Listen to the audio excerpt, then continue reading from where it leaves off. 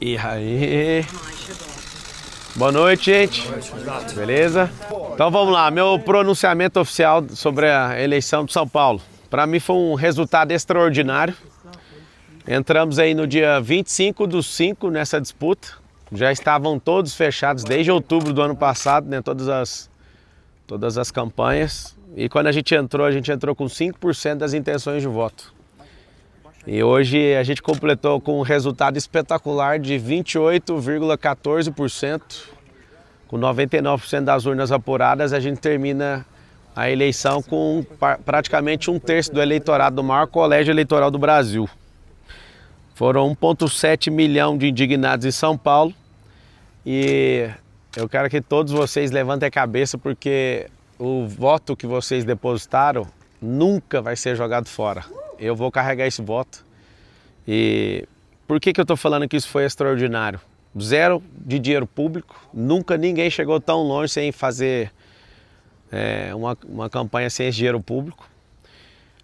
Sem padrinho político, sem tempo de TV, sem máquina municipal, estadual, federal, sem apoio de grandes lideranças políticas. Ao contrário, né, os 4 principais candidatos com mais de 100 milhões de reais me trituraram em televisão, rádio e internet. E além disso eu tive todas as minhas redes sociais derrubadas. Para mim uma decisão completamente desproporcional, mais de 20 milhões de seguidores. Mas eu entendo, também tive a segunda conta derrubada, apesar dela não estar demonstrando perigo, porque pelo episódio a própria Meta derrubou a postagem e eu não insisti em descobrir nada.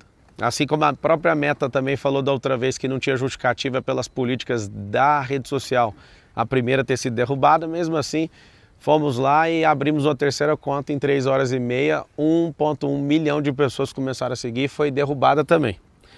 E a gente não desistiu. Então, a vitória eu dedico a esse resultado à vitória da esperança.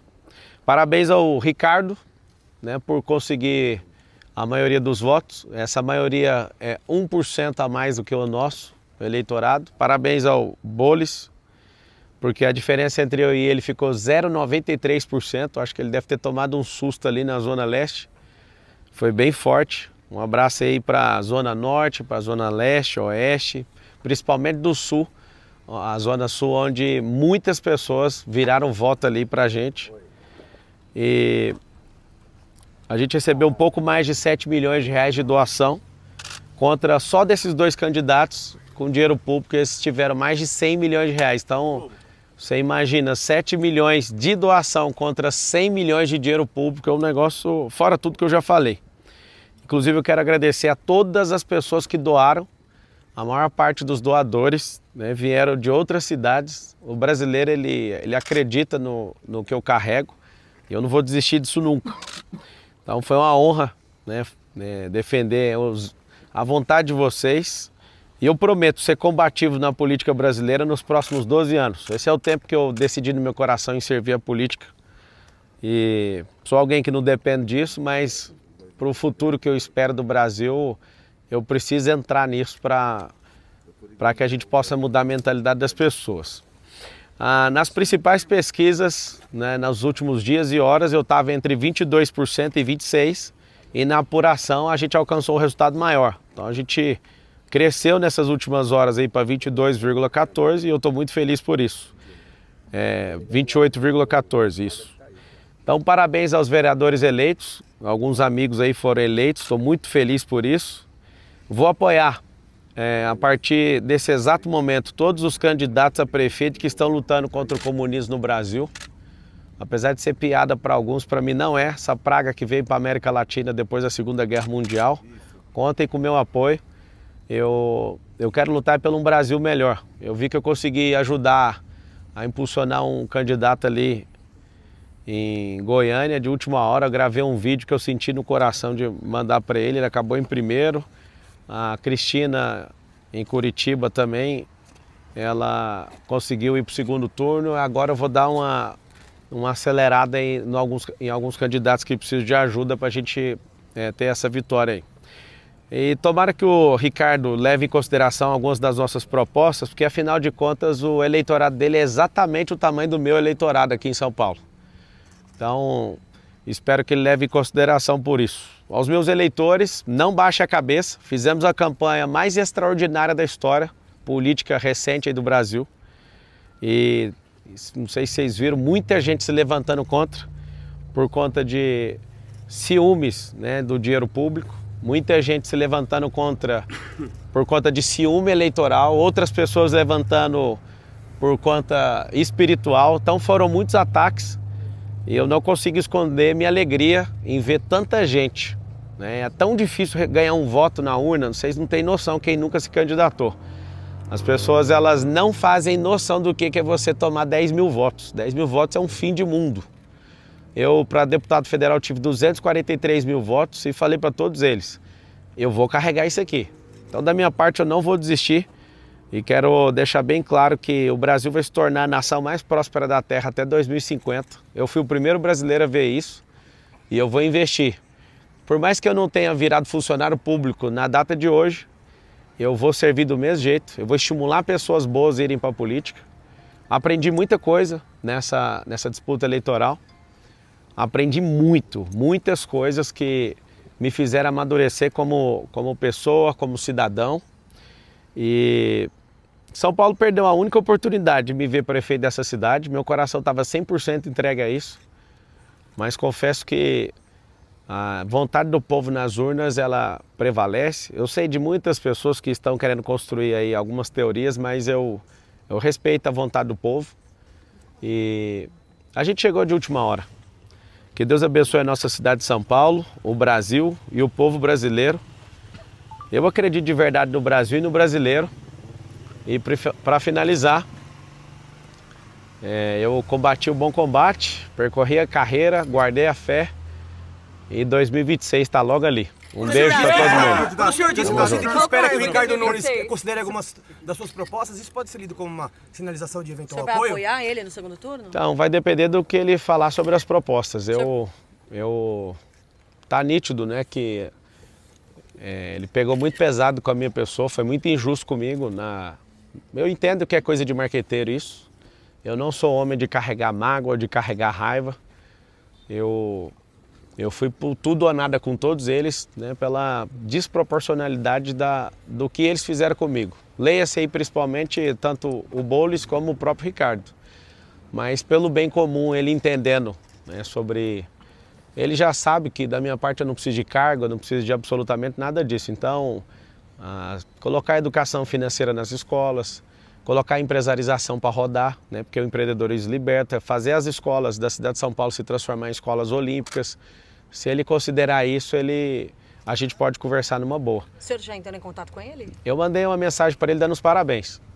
Para ele, Respondeu? Eu não vi a mensagem. E o seu futuro, Pablo? Meu futuro é o seguinte, eu sou servo do povo. Se fosse para ser, tem gente que, cada um cria uma teoria, né? O Marçal quer poder que ele não tem. Todo poder que um político tem, eu tenho. E se eu não tiver, eu posso patrocinar um político, né? Eu que sou um homem bem sucedido, o que eu quero é fazer pessoas boas entrarem na política. Então, foi o resultado mais extraordinário que eu, desde pequeno, assistindo política, consegui ver até hoje. Marçal, Eu poderia ter colocado meu dinheiro e ter um resultado talvez maior, né? Mas eu me propus a não envolver meu dinheiro em nenhuma empresa. Todas as pessoas que falaram que eu coloquei, que está com essa tese aí de abuso de poder econômico, é mentira, porque eu não coloquei mesmo. Eu fui até o final honrando essa palavra. Não entrei na disputa para vencer a qualquer custo. Eu dei meu melhor, dei meu coração.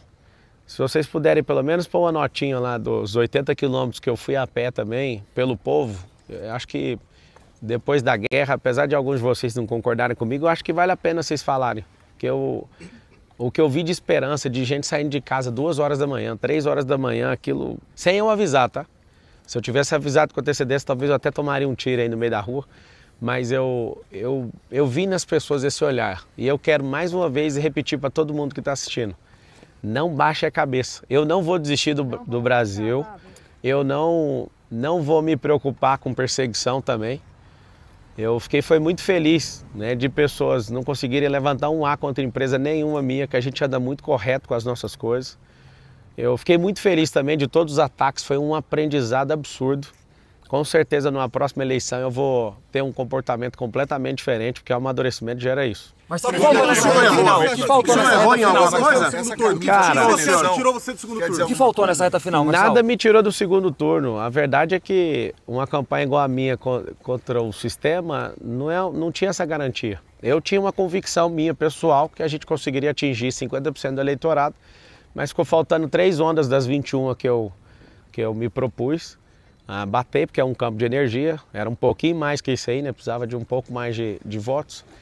Mas os grandes erros de uma campanha eleitoral, inclusive eu vou gravar sobre isso, eu vou meditar exatamente em tudo e vou abrir isso para todas as pessoas saberem exatamente onde estão os erros.